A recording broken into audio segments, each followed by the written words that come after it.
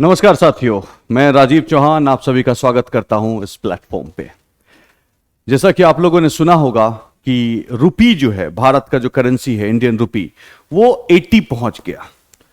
तो 80 पहुंच गया। 80 बहुत बड़ा वैल्यू होता है ऑफ कोर्स।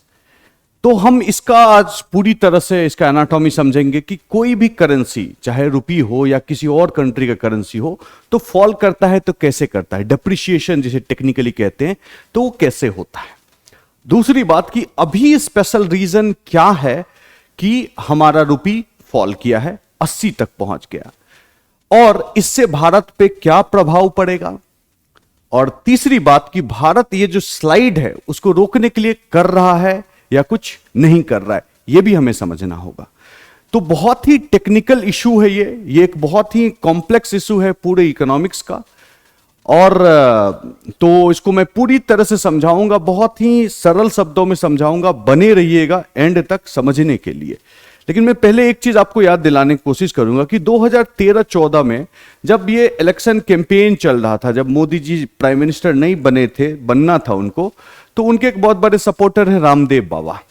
तो रामदेव बाबा ने कहा था कि मोदी सरकार जब आ जाएगा गवर्नमेंट में, तब जो होगा वो रुपी 30 रुपए के हिसाब से हो जाएगा। और उन्होंने कहा था कि आप बताओ 30 रुपए वाले गवर्नमेंट को आप सपोर्ट करोगे या फिर जो उस समय 50-50-52 के आसपास चल रहा था कि उस तरह के गवर्नमेंट को सपोर्ट करोगे आप। ये एक जनरल उन्होंने सवाल पूछा था। तो डेफिनेटली हम लोगों ने सभी ने वोट दिया मोदी जी को, हमें 30 रुपए पसंद था। लेकिन अब हो गया 80 रुपए। तो सबसे पहला चीज ये आता है कि 80 रुपए तो चलो ठीक है, लेकिन क्या मतलब कि 30 रुपए कहा जाता था, 80 रुपए पहुंच गया 50 रुपए से, इतना स्लाइड, और कहा जा रहा है फर्दर स्लाइड हो सकता है।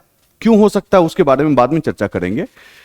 तो अब सवाल है कि क्या कोई पर्सनालिटी आने से या कोई गवर्नमेंट का पॉलिसी से वो इंपैक्ट करता है या नहीं करता है, बहुत बड़ा क्वेश्चन है। तो याद रखिए, जो करेंसी है वो सबसे रिस्क ड्रिवन, एक तरह से आप कहा जाए तो एक्सचेंज है। बहुत ज्यादा रिस्क इन्वॉल्व है, रिवॉर्ड भी उसी अनुसार बहुत ज्यादा है, लेकिन रिस्क बहुत ज्यादा माना जाता है कि इसमें है। क्यों? क्योंकि एक कंट्री पे डिपेंड नहीं करता, ये पूरा ग्लोबल इकोनॉमी पे डिपेंड करता है। पूरी दुनिया का जो इकोनॉमी है, छोटी सी घटना कहीं और घट हुई है, लेकिन उससे हो सकता है कि इंपैक्ट आपके घर पे हो जाए, आपके करेंसी, आपके रुपया पे हो जाए। तो ये सब चीज के पे हम डिस्कस करेंगे, और कैसे ये समझना किसी भी आदमी के लिए इंपॉर्टेंट है, ना कि सिर्फ जो आईएएस की तैयारी कर रहे हैं स्टूडेंट को, उनको नहीं, सब किसी को समझने का ये बहुत जरूरी है। क्योंकि हमारे नेता हो या इस तरह के हो, ऐसे ही बयान दे देते हैं कि हम ऐसा कर देंगे, हम ऐसा कर देंगे। क्या सही में पॉसिबिलिटी है कि नहीं है? एक अवेयर्ड सिटीजन जब रहता है तो एक अवेयर्ड कंट्री होता है, गवर्नेंस बहुत अच्छा होता है। तो वन बाय वन हम चैप्टर बाय चैप्टर देखेंगे। तो सबसे पहले मैं आपको बता दूं कि हर समय जो कैलकुलेशन होता है वो डॉलर से ही क्यों कैलकुलेशन होता है। हर समय हम जब कैलकुलेट करते हैं तो डॉलर डॉलर डॉलर कैलकुलेशन होता है। तो इसीलिए होता है क्योंकि डॉलर जो है वो प्योरली इंटरनेशनल करेंसी है। डॉलर के साथ और भी बहुत सारे करेंसी हैं जो इंटरनेशनल करेंसी हैं। इंटरनेशनल करेंसी मतलब उस करेंसी में आप ट्रेड कर सकते हैं, खरीद बिक्री आदान प्रदान कर सकते हैं। ठीक है, जैसे कि हम जाते हैं किसी दुकान में, रुपए देते हैं, वो हमें सामान देता है। तो विदेश में जाके कोई चीज खरीदना होगा, मान लीजिए गोल्ड खरीदा आपने, ऑयल खरीदा आपने, इलेक्ट्रॉनिक्स इक्विपमेंट खरीदा, केमिकल खरीदा, कुछ भी खरीदा विदेश में से, आईफोन खरीदा आपने, तो आपको क्या करना पड़ेगा? इंटरनेशनल उस करेंसी में देना पड़ेगा। ठीक है, तो दुनिया का सबसे एक्सेप्टेड करेंसी कौन सा है? डॉलर। वो प्योर हार्ड करेंसी है। और कैसे वो हार्ड करेंसी बना, तो उसका कहानी अगर जाएंगे किसी और वीडियो में बताऊंगा। लेकिन ये वर्ल्ड वॉर 2 के बाद जब ग्लोबल शिफ्टिंग हुआ, न्यू इकोनॉमिक वो जो वर्ल्ड ऑर्डर बना, उसमें डोमिनेंट यूएस था। यूएस का इकोनॉमी सबसे मजबूत था, और उन्होंने धीरे धीरे धीरे धीरे गोल्ड स्टैंडर्ड किया। गोल्ड स्टैंडर्ड से purely freely floating direct conversion उन्होंने स्टार्ट किया। लेकिन डोमिनेंस उन्हीं का है। और मैं आपको फिगर के साथ दिखा रहा हूं, ये आईएमएफ का निकाला हुआ फिगर है कि जो फॉरेक्स रिजर्व जो हम रखते हैं, भारत के पास भी बहुत ज्यादा है, और भी बहुत सारे कंट्री उनके पास है। भारत के पास 650 बिलियन डॉलर के अराउंड फॉरेक्स रिजर्व है। चाइना के पास $3 ट्रिलियन से ऊपर का रिजर्व है। तो सब रिजर्व मेंटेन करते हैं। लेकिन सब रिजर्व का अगर आप देखेंगे जो मेजर मेजर करेंसी है, तो डॉलर नियर अबाउट 61.82% लोग अपने पास रखे हैं। चाइनीज ने भी रखा है, भारत ने भी रखा है, कोई भी कंट्री का रिजर्व देखो आप, तो मैक्सिमम डॉलर है 61.8, मतलब 62%। सोचो कितना ज्यादा डोमिनेंस है, मतलब दुनिया को सबसे ज्यादा कॉन्फिडेंस है इस पे। होना भी चाहिए, क्योंकि बहुत बड़ा इकोनॉमी है, सबसे बड़ा इकोनॉमी है, ठीक है। मोर देन 21 ट्रिलियन डॉलर का इकोनॉमी है, ठीक है। ग्लोबल अगर इकोनॉमी को देखे तो नियर अबाउट 86-87 आप रख लो आसपास में ट्रिलियन डॉलर की इकोनॉमी, उसमें से 21 ट्रिलियन डॉलर भाई साहब इन्हीं का है, तो ये सबसे ताकतवर है। उसके बाद नंबर 2 में आता है यूरो, जो 20% के आसपास है। फिर जापान का भी बहुत ताकतवर इकोनॉमी है, जापान तीसरा सबसे बड़ा इकोनॉमी है, उनका भी रिजर्व में रखा गया है, ठीक है। इस तरह से फिर पाउंड, फिर स्विस फ्रैंक, ये सब को रखा गया है, लेकिन इनका डोमिनेंस 62% है। मतलब आज के डेट में जो डिफरेंट कंट्रीज है, जो सरकार है, कंट्रीज है, रिजर्व बैंक ऑफ इंडिया यहां पे, मतलब सेंट्रल बैंक्स, उन सब का जो कॉन्फिडेंस है वो डॉलर पे सबसे अधिक है। तो इसीलिए कहते हैं डॉलराइजेशन ऑफ वर्ल्ड इकोनॉमी, ठीक है, कि वर्ल्ड इकोनॉमी में डॉलर का इंफ्लुएंस इतना है। तो हर समय इसीलिए हम कंपेयर करते हैं डॉलर से, हर समय कि रुपी डॉलर के मुकाबले ऊपर जा रहा है, नीचे जा रहा है, जो भी है। तो पहला चीज हमने बता दिया। दूसरा पॉइंट पे आइए, पहले बेसिक्स कर लेते हैं, फिर एग्जैक्टली क्या हुआ उसके बारे में भी बात करेंगे, ठीक है। तो देखिए, हम ये ग्राफ है, ये रिजर्व बैंक ऑफ इंडिया ने दिया है, ठीक है, मैंने नहीं बनाया। अब 1947 में जो डॉलर था और इंडिया करेंसी के दोनों के बीच में 4.76 गैप था आजादी के समय में, और वो गैप बढ़ते बढ़ते बढ़ते बढ़ते कितना 80 तक पहुंच गया। ये ग्राफ 2021 तक का ही था, लेकिन 21 में कितना था 72.55, ठीक है, अप्रैल में एक महीने में। आप देखो एक साल बाद 80 पार कर गए, 8 रुपए और बढ़ गया, ठीक है। तो हमारा ये ग्राफ है और कैसा कैसा जर्नी रहा है आप देख सकते हैं। एक टाइम में जो था 2000 आप रख लो 9 के टाइम में, ठीक है, 2009 के टाइम में जो सब बहुत लोएस्ट पे आ गया था, जो 39 के आसपास में देखा गया था इंडियन रुपी को। तो बहुत बड़ा ही अच्छा सिचुएशन था। वो हुआ क्यों? क्योंकि अमेरिका में रिसेशन आ गया था, इसीलिए, ठीक है। तो ये है, यहां से यहां तक पहुंचा। आप इस ग्राफ को देख के समझ सकते हैं कि हम लगातार कमजोरी की ओर बढ़ते गए और अमेरिका का इकोनॉमी डोमिनेंट होता गया, ठीक है। अब कभी भी कोई भी चीज का, कोई भी कमोडिटी हो, उसका जो मार्केट में जो प्राइस है वो डिमांड और सप्लाई पे डिपेंड करता है। तो आपने देखा होगा कि कभी कभी जो ओनियन है, जो प्याज है, उसका प्राइस बढ़ जाता है 100 से अधिक, 100 रुपीज से अधिक बढ़ जाता है। लोग कम कर देते हैं प्याज खाना, ठीक है। तो नॉर्मली मिल रहा है 20 रुपए में, अचानक हो गया आपको 100 रुपए। तो क्यों हो जाता है ये? ठीक है, इसीलिए हो जाता है क्योंकि उसका डिमांड अधिक है मार्केट में, सप्लाई कम है। तो कभी भी खरीददार अधिक होंगे और बेचने वाला कम होगा तो उसका डिमांड अधिक होता ही है। यही है रूल इकोनॉमिक्स का। ये नेचुरल लॉ टाइप है, मार्केट का नेचुरल लॉ आप कह सकते हैं कि एक तरह से है कि किसी भी वस्तु का डिमांड बढ़ जाता है तो और सप्लाई उसके मुताबिक नहीं होता है तो उस वस्तु का रेट जो है वो बढ़ जाता है। चलिए दूसरी बात कि अब डॉलर वाले केस में क्या हो गया कि आज के डेट में 80 पहुंचा है। इसका मतलब कि ग्लोबल इकोनॉमी में डॉलर का डिमांड बहुत बढ़ गया है।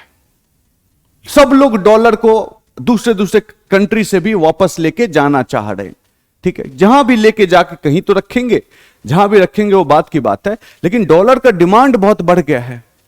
और डॉलर का सप्लायर कौन है? सिर्फ एक, अमेरिका। तो सप्लाई कम है, डिमांड अधिक है, तो करेंसी क्या होगा? ऑफ कोर्स आप जब एक्सचेंज करोगे तो करेंसी क्या होगा? दोनों के बीच में डिफरेंस की रूपी को कोई देखने वाला नहीं है, डॉलर सब मांग रहा है, हमको भी चाहिए, हमको भी चाहिए, हमको चाहिए। डिमांड बढ़ गया बढ़ गया बढ़ गया, 80 पार कर गए, 90 भी पार कर सकता है। कोई बहुत बड़ी पॉसिबिलिटी, बहुत बड़ा इंपॉसिबल चीज नहीं है, ठीक है। 90 भी क्रॉस कर सकता है, नॉट ए बिग डील, ठीक है। तो यह चीज समझिए, कभी भी इकोनॉमिक्स में डिमांड और सप्लाई यही दो चीज होता है। डिमांड बढ़ गया, सप्लाई उसके कॉरस्पॉन्डिंगली नहीं अगर रहता है तो प्राइस उसका बढ़ जाता है। वही चीज है, डॉलर का डिमांड बहुत बढ़ गया है, डॉलर खरीदार बहुत लोग हैं, रुपी खरीदार कोई नहीं है। रुपी कोई नहीं लेना चाहता है, डॉलर सब लेना चाहता है, तो इसीलिए डॉलर बढ़ गया और रुपी घट गया। ठीक है, तो ये रूल पहला समझिए। उसके बाद थर्ड चीज में आते हैं कि आखिर अभी के टाइम में जो ये हो रहा है वो हो क्यों रहा है। सब लोग कह रहे हैं कि अमेरिका का जो पॉलिसी है उसके कारण से हो रहा है। अब सवाल आया, अमेरिका का क्या पॉलिसी है भाई साहब? एक बहुत पर्टिनेंट क्वेश्चन है कि अमेरिका का क्या ऐसा पॉलिसी है जिसके कारण प्रॉब्लम हो रहा है। तो अमेरिका कहा जा रहा है कि अभी तक अमेरिका ने जितना भी नोट प्रिंट किया है, डॉलर्स वही प्रिंट करते हैं, दूसरा तो कोई प्रिंट कर नहीं सकता। लाइफ टाइम में जितना भी डॉलर प्रिंट किया है, ठीक है, उसका 40% वैल्यू का डॉलर उन्होंने कोविड के टाइम में प्रिंट किया, क्योंकि कोविड के टाइम में पूरा रिसेशनरी ट्रेंड आ गया, फिर से बढ़ाना था आपको, तो इन्होंने खूब सारे पैसे प्रिंट कर करके झोंक दिए। कहा जाता है 40%, इमेजिन करो 40% थ्रू आउट हिस्ट्री में जितना प्रिंट किया गया उसके वैल्यू के मुताबिक उतना प्रिंट सिर्फ 2 साल में इन्होंने कर दिया। तो अब एक रूल समझिए, जब भी किसी मार्केट में यह सिचुएशन आता है कि पैसा अधिक हो जाए, पैसा अधिक मतलब क्या, रेट ऑफ इंटरेस्ट कम हो जाए। रेट ऑफ इंटरेस्ट मान के चलिए कि पर्सनल लोन मुझे 10% में मिल रहा है, अगर मुझे कोई बता दे भाई पर्सनल लोन तो 6% में ही मिल रहा है, मैं भी एक बार सोचूं खरीद लेता हूं यार। कोई मुझे नॉर्मली कार लोन मिल रहा है आपको 9% पे, ठीक है, अभी कोई बोले कि भाई 5% में ही कार लोन मिल रहा है, 4% पे ही मिल रहा है, तो मैं सोचूंगा यार ले लेते हैं, 4% क्या है, कुछ भी नहीं है। तो वही चीज हो जाता है कि इंटरेस्ट रेट घट जाता है तो लोग अधिक से अधिक खरीद के चीज खाते हैं, कंजम्पशन बढ़ जाता है। ठीक है, कंजम्पशन बढ़ जाता है। जब कंजम्पशन बढ़ जाएगा तो प्रोडक्शन, हम अगर कह रहे हैं कि हम एक नहीं 2 कार खरीद लेंगे, इतना सस्ता रेट है, हाँ, तो किसी न किसी को कार बनाना पड़ेगा, तो प्रोडक्शन बढ़ जाता है, प्रोडक्शन बढ़ जाता है तो जीडीपी बढ़ जाता है। यह है कहानी जीडीपी का। लेकिन इसमें एक दिक्कत है कि हमने तो रेट कम कर दिया और हमारे जैसा आदमी 2 कार से 4 कार खरीदना चाहता है कि हमारे घर में मम्मी के पास एक कार रहे, पापा के पास कार रहे, हमारे पास कार रहे, हमारे भाई के पास कार रहे, हमारे दीदी के पास कार रहे, और भी जो लोग हैं सबके पास कार रहे। अगर मैं ऐसा सोचता हूं तो हम तो भाई अभी तो 2 ही कार है और सब खरीदना है तो 4 कार एक्स्ट्रा खरीदना होगा। ठीक है, तो 4 कार एक्स्ट्रा खरीदना होगा, रेट इंटरेस्ट कम है, इसीलिए मेरा कॉन्फिडेंस हुआ कि मैं खरीद लेता हूं। ठीक है, लेकिन वो 4 कार एक्स्ट्रा बनाने का जो है, टाटा कंपनी बनाए, महिंद्रा कंपनी बनाए, टोयोटा कंपनी बनाए, कोई भी कंपनी बनाए, भाई उन्हें समय लगता है, डिमांड तब तक बढ़ता जाता है, सप्लाई डिमांड, डिमांड बढ़ रहा है, सप्लाई उतना नहीं है। तो ये जो सिचुएशन, अगर कॉन्स्टेंटली किसी चीज का डिमांड बढ़ता जाता है तो क्या हो जाता है, प्राइस बढ़ता जाता है, मैंने पहले ही कहा था। और अगर प्राइस बढ़ गया तो उसी को क्या कहते हैं टेक्निकल टर्म्स में, इन्फ्लेशन। तो अमेरिका में क्या हो गया, इन्फ्लेशन आ गया, बहुत ज्यादा पैसा मार्केट में डालने के कारण से सीपीआई इन्फ्लेशन लगभग 10% के आसपास वहां पे टच कर रहा है, तो बहुत ज्यादा इन्फ्लेशन है। तो इन्फ्लेशन रोकने का, ठीक है, तो अमेरिका ने इन्फ्लेशन को बोला कि अब रोकना है, इन्फ्लेशन बहुत ज्यादा तो किसी भी इकोनॉमी के लिए खराब है, तो बोला इकोनॉमी को रोकना है। कैसे रोकेंगे, अब सवाल है कैसे रोकेंगे। तो रोकेंगे कैसे, उसका बहुत सिंपल सा तरीका है कि मॉनेटरी पॉलिसी को टाइटनिंग कर दो। सबसे पहला पॉइंट कि वो जो इंटरेस्ट रेट सस्ते में 6% में दे रहे थे उसको बढ़ा के कर दो, आप कितना 10% कर दो। अब 10% मुझे बोले अब बेटा कार लोगे, मैं लोग नहीं यार अब बहुत महंगा है, अब नहीं ले सकता, 10% इज टू मच। तो वही मॉनेटरी पॉलिसी टाइटनिंग का मतलब होता है। तो अमेरिका में मॉनेटरी पॉलिसी टाइटनिंग में क्या होता है, जो सेंट्रल बैंक अमेरिका है जिसको बोलते हैं फेडरल रिजर्व, वो क्या है कि पैसा जितना मार्केट में था अपनी तरफ खींचने लगा। तो वहां पे एक ये इंपैक्ट हुआ। पहला चीज, इस इंपैक्ट को याद रखिएगा, मैं थोड़ी देर बाद इसको कोरिलेट करूंगा। ठीक है, दूसरा आते हैं कि ऑयल का प्राइस बहुत बढ़ गया है मार्केट में। ऑयल का प्राइस बहुत बढ़ गया, 100 बैरल से पार कर गया। क्यों? यूक्रेन और रशिया के बीच में लड़ाई हो गया। उस लड़ाई, और रशिया जो है एक मेजर सप्लायर है किस चीज का, ऑयल का। तो ये जो ऑयल का जो डिसरप्शन होने के कारण से, और ऑयल का कार्टेल भी ओपेक, तो उन्होंने क्या कर दिया, प्राइस इंक्रीज कर दिया। ठीक है, मार्केट ड्रिवन भी था और वो लोग कार्टेल भी बनाए हुए हैं, तो ऑयल का प्राइस बहुत बढ़ गया। और इंडिया जैसा कंट्री है जिसको कि अप्रोक्सीमेटली 85% हम लोग विदेश से ही ऑयल खरीदते हैं। 85% अगर आप विदेश से ऑयल खरीदते हो तो आप ऑयल डिपेंडेंस बहुत ज्यादा है। पहले वही जितना लीटर 100 लीटर ऑयल हमने क्रूड ऑयल खरीदा उसके लिए हमने पैसे पे किए, मान लो 80 रुपए, ठीक है।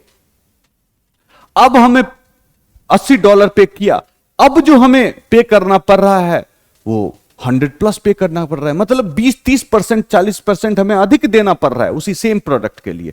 तो भारत की तरफ से तो डॉलर तो उधर जा रहा है ना, वो लोग तो इंडियन करेंसी में लेंगे नहीं, डॉलर जा रहे हैं, वो लोग डॉलर लेते हैं, ठीक है। तो वो भी एक फ्लो हुआ, इसके कारण से आउटफ्लो शुरू हुआ। हमने बोला आउटफ्लो इसके कारण से कि हार्ड कैश आउटफ्लो शुरू हुआ। अब ये आउटफ्लो कैसे होता है वो आपको मैं बताता हूं।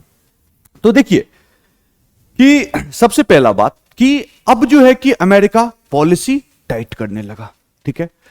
अब मैं हूं इन्वेस्टर, हजारों करोड़ रुपए इन्वेस्ट करके रखा है कहां पे, इंडिया का मान लो कि एक्सचेंज जो ये है प्लेटफॉर्म, NSE, BSE, ये सब स्टॉक मार्केट जिसे कहते हैं, वहां हमने बहुत सारे पैसे लगा के रखे। अब मैं हूं इन्वेस्टर, मुझे पता है कि अब जो है कि ये सेफ नहीं है कि इंडिया में हम ये करें, हम अपना पैसा को यहां से निकाल लें वही बेहतर है, क्योंकि हम तो इन्वेस्टर हैं तो हम तो सोचेंगे कि मैक्सिमम बेनिफिट हो।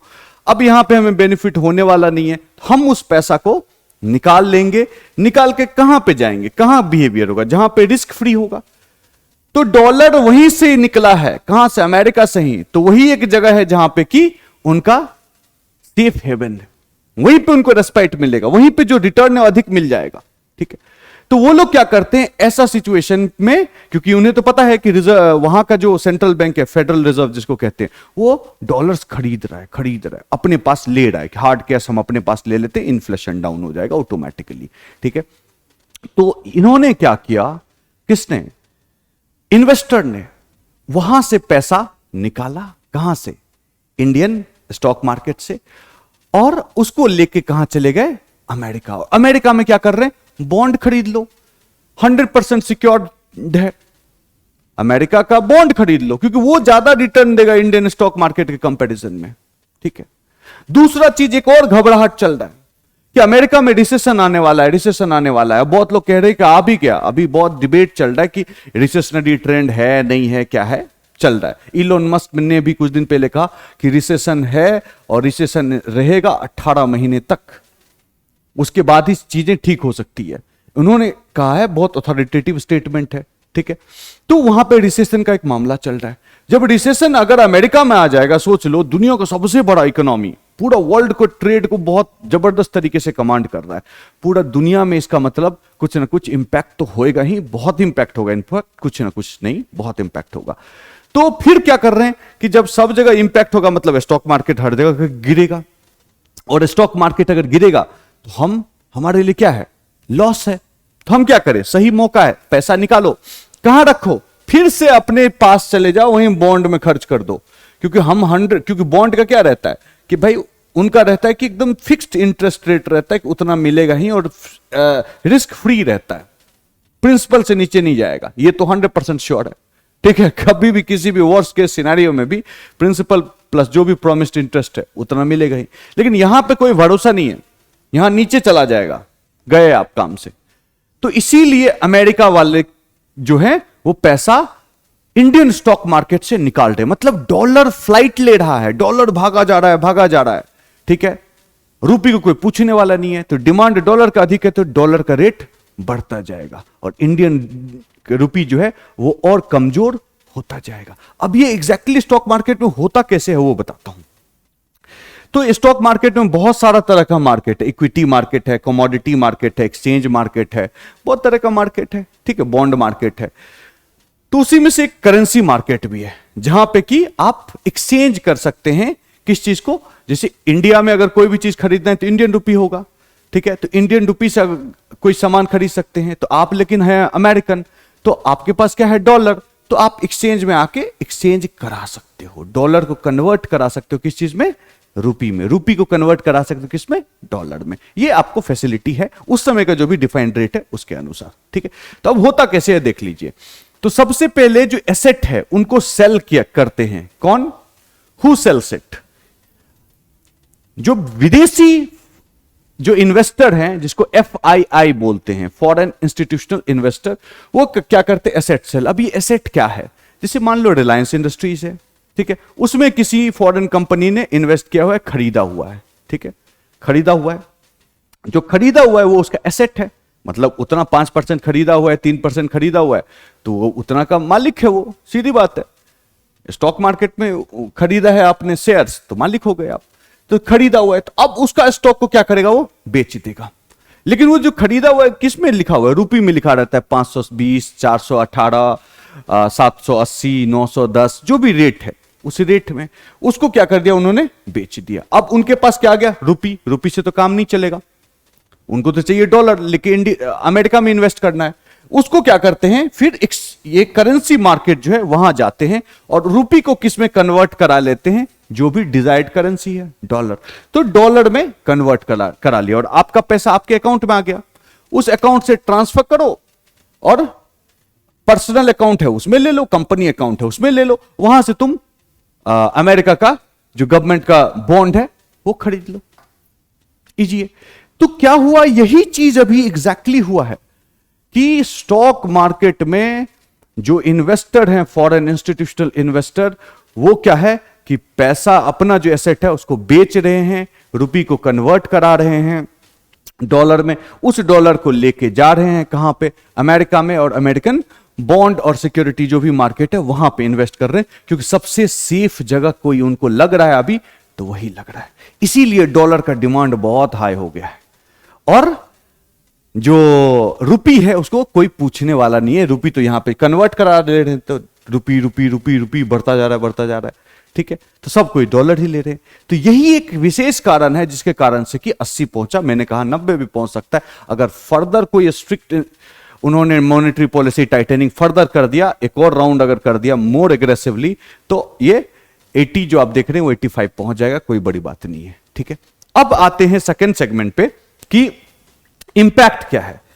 तो देखिए भारत इंपोर्ट बहुत करता है, हम इंपोर्ट करते हैं बहुत ज्यादा और एक्सपोर्ट करते हैं बहुत कम, जो आयात निर्यात का जो बात है ना, तो जो भी हम इंपोर्ट करते हैं ये सब मेजर चीज है जो हम इंपोर्ट करते हैं। क्रूड ऑयल इंपोर्ट करते हैं, ठीक है, billions and billions of dollar का, नेचुरल गैस इंपोर्ट करते हैं, इलेक्ट्रॉनिक्स जो है motherboard and semiconductor related devices जो भी है वो हम वहां से करते हैं, मिनरल्स भी खरीदते हैं, केमिकल्स भी खरीदते हैं, industry grade chemicals, okay, and machinery है, ये सब भी खरीदते हैं। तो विदेश से जब आप खरीदते हैं तो कौन सा पैसा देते हैं, रुपी तो कोई लेगा नहीं, किस में देंगे, डॉलर में देंगे। तो मतलब कि हर समय आपको रुपी को कन्वर्ट कराना पड़ेगा डॉलर में, और वो जो डॉलर है वो आप उनको देंगे, तो उससे आप खरीद बिक्री कर सकते हैं, ठीक है। तो India is very much reliant on import, import पे बहुत ज्यादा भारत रिलाय करता है, ये तो हमने दिखाई दिया आपको क्या क्या चीज है। तो उधर से जो पैसा, उधर से जो सामान आ रहा है उसके लिए हम क्या है, डॉलर देना पड़ रहा है।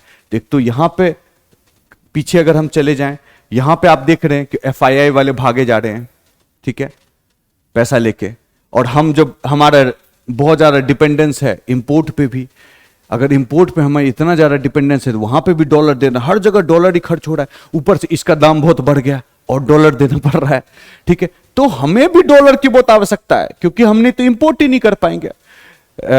श्रीलंका के पास डॉलर ही नहीं है, इसलिए वो इंपोर्ट ही नहीं कर पा रहे, भीख मांगे कटोरा लेके घूम रहा है हर जगह। आज के डेट में इंडिया को आंख दिखाता था कुछ साल पहले, अब देखो कैसा हालत हो गया, बोल रहे हमको रोटी दे दो, हमको दवाई दे दो, ठीक है।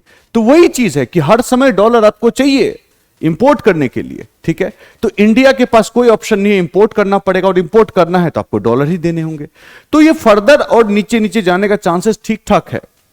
अब देखते हैं कि तो आप, और हाँ हमने बोला कि ये जो इंपोर्ट है ये बहुत महंगा हो जाएगा, कि वही मशीनरी हम खरीदते थे कितना में, रुपये को कन्वर्ट कराते थे डॉलर में, तो हमें मिल जाता था 75 रुपए में, अब 80 रुपए में मिल रहा है, 5 रुपए एक्स्ट्रा खर्च हुआ ना। तो इसीलिए import will become more costlier. आप बोलोगे कि ये तो ठीक है कि इंपोर्ट कॉस्टली हो गया, लेकिन हम लोग एक्सपोर्ट भी तो करते हैं। इंपोर्ट कॉस्टली हो गया तो एक्सपोर्ट तो करते हैं, तो इंडिया से सामान हम बेचते हैं तो हमें भी तो कोई डॉलर आता होगा ना। इंपोर्ट का उल्टा एक्सपोर्ट, तो हमें डॉलर यहां पे आता होगा उस हिसाब से। जी हां बिल्कुल, लेकिन हम इसका बहुत फायदा नहीं उठा पाते हैं। चाइना टाइप कंट्री बहुत उठा पाता है क्योंकि बहुत ज्यादा एक्सपोर्ट कॉम्पिटिटिव इकोनॉमी है वो। हम आपको इस ग्राफ में दिखाएंगे कि इंडिया में गैप कितना है। तो ये है जून महीने का। जून महीने में ये जो लाल वाला ग्राफ आप देख रहे हैं, ये है हमारा इंपोर्ट का बिल। 63.60 बिल है इंपोर्ट का। एक महीने में 60 बिलियन से ज्यादा हमने का इंपोर्ट किया है। एक्सपोर्ट कितना किया? 37 का। तो आप खुद ही देख लो दोनों के बीच में कितना ज्यादा का अंतर है। तो ये वाला तो और ऊपर भाग जाएगा, ये वाला भी थोड़ा ऊपर भागेगा, लेकिन जो अगर ओवरऑल गैप देखोगे तो उसमें बहुत ज्यादा कमी हो जाएगा। ये तो कहा जा रहा है कि 2021 का जो आपका फिगर है, ठीक है, तो अगर 2021-22 का अगर आप फिगर देखें तो हम लोग 192.41 बिलियन डॉलर एक साल में गैप है हमारा। मतलब लगभग रखो 200 बिलियन डॉलर का अधिक हम इंपोर्ट करते हैं एक्सपोर्ट के कंपैरिजन में। हम लोग बहुत ज्यादा एक्सपोर्ट नहीं करते हैं तो हमें बहुत ज्यादा डॉलर भी नहीं कमा पाएंगे। इंपोर्ट में खर्च अधिक कर रहे हैं लेकिन एक्सपोर्ट में हम कॉम्पिटिटिव हो नहीं पा रहे हैं। ठीक है, कॉम्पिटिटिव हो नहीं पा रहे हैं। क्यों? क्योंकि ऑलरेडी हमारा स्ट्रक्चरली ही प्रॉब्लम है कि दोनों में गैप बहुत ज्यादा है।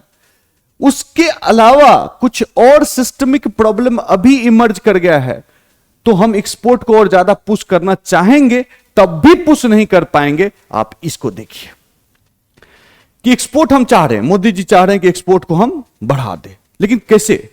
तो सबसे पहले पूरा ग्लोबल इकोनॉमी में ही डिमांड बहुत कम है। अरे भैया, कहीं कोई डिमांड क्रिएट होगा तभी तो सामान बेचोगे। तो इन जनरल ग्लोबल इकोनॉमी में ही डिमांड थोड़ा सा सप्रेस्ड डिमांड है। जब सप्रेस्ड डिमांड होगा तो कोई खरीदार ही नहीं है तो बेचोगे क्या?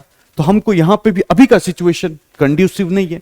दूसरा चीज की मार्केट में बहुत वॉलेटिलिटी है। सब कह रहे हैं कि रिसेशन आ जाएगा, रिसेशन आ जाएगा, रिसेशन आ जाएगा। तो जब रिसेशन का बात आता है तो एवरीवन बिकम कंजर्वेटिव।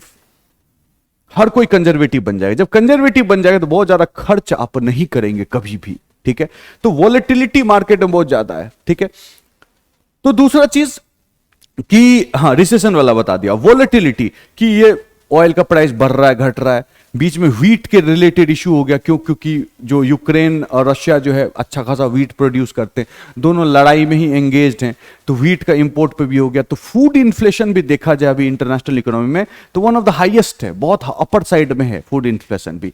तो मार्केट बहुत वॉलेटाइल है कि जो डॉलर करेंसी और अदर करेंसी जो है ऊपर नीचे चल रहा है। ठीक है, इन्फ्लेशन जो है, फूड इन्फ्लेशन ऊपर नीचे चल रहा है, जियोपॉलिटिक्स में ऊपर नीचे हो रहा है।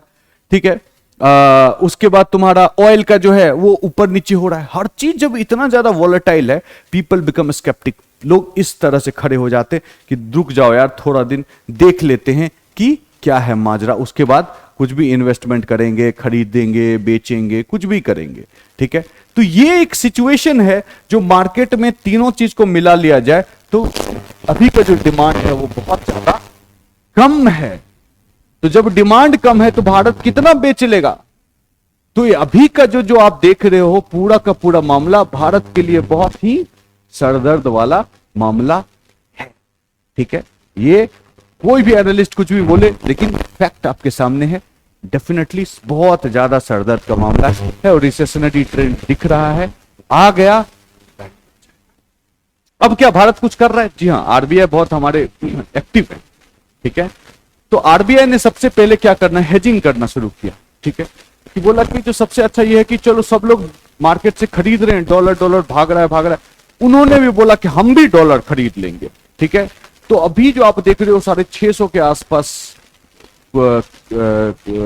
जो हम लोग का मतलब 600 प्लस रख लो, ऊपर नीचे होते रहता है। ओके, तो ये जो आरबीआई क्या है, खरीद रहा है। आरबीआई ने स्टेटमेंट भी जारी किया कि हम और खरीद सकते हैं, कि इसमें और 15 बिलियन डॉलर 20 बिलियन डॉलर हम ऐड कर सकते हैं। तो ये बहुत बड़ी बात नहीं हुआ। अगर फर्दर स्लाइड हुआ, अगर और रिसेशनरी ट्रेंड आ गया, अगर अमेरिका में रिसेशन आ गया, मॉनेटरी पॉलिसी और टाइटनिंग हुआ, तो आप देखेंगे कि भारत का जो फॉरेक्स है वो हो सकता है 700 बिलियन डॉलर जो है वो आराम से पार कर जाए। ठीक है, आराम से पार कर जाए, दैट इज अ पॉसिबिलिटी, ठीक है। और भी बढ़ सकता है, वो डिपेंड करता है आरबीआई के डिस्क्रिप्शन पे। तो हम एक क्या कर रहे हैं, फॉरेक्स को बढ़ा रहे हैं कि हमारे पास सफिशिएंट डॉलर रहे, अगर खराब सिचुएशन आए तो आरबीआई तो कम से कम मदद कर सकता है ना। $700 बिलियन का है तो बहुत अच्छा खासा पैसा है, ठीक है। फिर है कि गोल्ड ड्यूटी, सरकार ने क्या किया, देखिए गोल्ड एक चीज है जो कि हम इंडिया में बहुत कम होता है, ठीक है। केजीएफ में आपने देखा ही कि हमने क्या कहा कि भारत में गोल्ड का बहुत कमी है, और केजीएफ में आपने देखा कि वो लास्ट वाला केजीएफ चैप्टर 2 में वो दोनों ने मिसाइल मारा, वो सब गोल्ड पानी में चला गया, तो हमारे पास गोल्ड नहीं है, ठीक है। It was a joke by the way, okay. तो गोल्ड नहीं है, तो गोल्ड हम दूसरे कंट्री से लेते हैं, और गोल्ड जो हमारा मोस्टली कंजम्पटिव गोल्ड होता है, उसका बहुत इकोनॉमिक यूटिलिटी नहीं हो पा रहा है, ठीक है। उसी के लिए सोवरिन गोल्ड बॉन्ड स्कीम ये सब तरह का निकाला गया था, बहुत सक्सेसफुल नहीं हुआ, ठीक है।